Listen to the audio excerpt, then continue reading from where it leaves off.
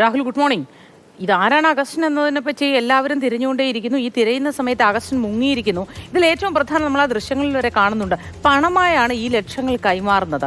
ഈ പണമായി ഇത്തരത്തിൽ കൈമാറിയ നിരവധി പേരുണ്ടാവാം, അക്കൗണ്ട് വഴി കൈമാറിയവരുണ്ടാവാം. ഇതൊക്കെ കണ്ടെത്താൻ എളുപ്പമാണ്. പലരും പരാതികളുമായി രംഗത്തേക്ക് വരുന്നുമുണ്ട്.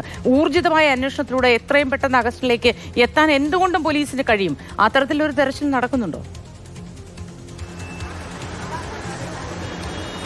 തീർച്ചയായും അങ്ങനെ തന്നെയാണ് പോലീസ് മുന്നോട്ട് പോകുന്നത്. ഏറ്റവും പ്രധാനമായി ആരാണ് അഗസ്റ്റിൻ ജോൺ എന്ന് ചോദിച്ചു കഴിഞ്ഞാൽ ഒറ്റ വരിയിൽ പറയാനാകുക തട്ടിപ്പുകാരനെന്ന് തന്നെയാണ്. കാരണം ഈ തട്ടിപ്പുകാർ ഏറ്റവും ആദ്യം ചെയ്യേണ്ടത് വിശ്വാസത്തിൽ മറ്റുള്ളവരെ വിശ്വസിപ്പിക്കുക എന്നുള്ളത് തന്നെയാണ്. അതിന് അഗസ്റ്റിൻ ജോൺ നേരത്തെ സൂചിപ്പിച്ചതുപോലെ ഉപയോഗിച്ചത് രാഷ്ട്രീയ ബന്ധങ്ങളാണ്. അത് കേരള കോൺഗ്രസുമായി ബന്ധപ്പെട്ട് രണ്ട് ഘടകങ്ങൾ താൻ അംഗമായിട്ടുണ്ട്, അതിൻ്റെ ഭാരവാഹിയായിട്ടുണ്ട് എന്ന് പറഞ്ഞ് വിശ്വസിപ്പിക്കുകയാണ് ചെയ്തത്. ചോദിച്ചതുപോലെ ഈ പണമായി വാങ്ങുകയാണ് രീതി. അതുകൊണ്ട് തന്നെ ഈ അക്കൗണ്ട് വഴിയുള്ള ട്രാൻസ്ഫറുകളല്ലാതെ പണം നേരിട്ട്, വലിയ തുകയാണെങ്കിൽ പണം നേരിട്ട് വാങ്ങുന്ന രീതി ആയതുകൊണ്ട് തന്നെ ഇതധികം പുറത്തു വരില്ല എന്ന് വിശ്വസിച്ചുകൊണ്ടാണ് കാര്യങ്ങൾ മുന്നോട്ട് പോകുന്നത്. അതിനൊപ്പം തന്നെ ഏറ്റവും ഒടുവിൽ ഇപ്പോൾ തിരുവനന്തപുരത്ത് കബളിപ്പിച്ചിട്ടുള്ളത് പേയാട് സ്വദേശിയായിട്ടുള്ള ഒരു വ്യവസായിയാണ്.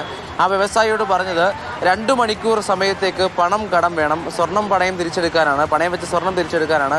30 ലക്ഷം രൂപ തന്നാൽ 2 മണിക്കൂറിന് ശേഷം 32 ലക്ഷം രൂപ തരാം എന്ന് പറഞ്ഞുകൊണ്ടാണ് അയാളെ വിശ്വസിപ്പിക്കുന്നത്.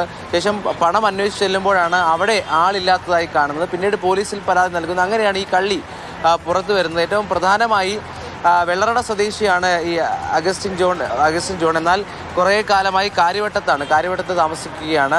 ആ മേഖലയിൽ കേന്ദ്രീകരിച്ചാണ് ഈ തട്ടിപ്പ് നടന്നിട്ടുള്ളത്. ആ വീട്ടിലെത്തി പണം കൈമാറുന്ന ദൃശ്യങ്ങളാണ് നമ്മുടെ പക്കലുള്ളതും. എന്തായാലും ഏറ്റവും പ്രധാനമായി അത്തരത്തിൽ രാഷ്ട്രീയ ബന്ധങ്ങൾ ചൂണ്ടിക്കാട്ടിക്കൊണ്ട് അത്തരത്തിൽ മന്ത്രിമാരും MLA മാരുമായുള്ള ഫോട്ടോ കാട്ടിക്കൊണ്ട് ആളുകളെ വിശ്വസിപ്പിക്കുന്നു. ഒപ്പം ഇത്തരത്തിൽ വാഗ്ദാനങ്ങൾ നൽകുന്നു. അത് പണം ഇരട്ടിപ്പിച്ച് നൽകാമെന്ന വാഗ്ദാനമുണ്ട്.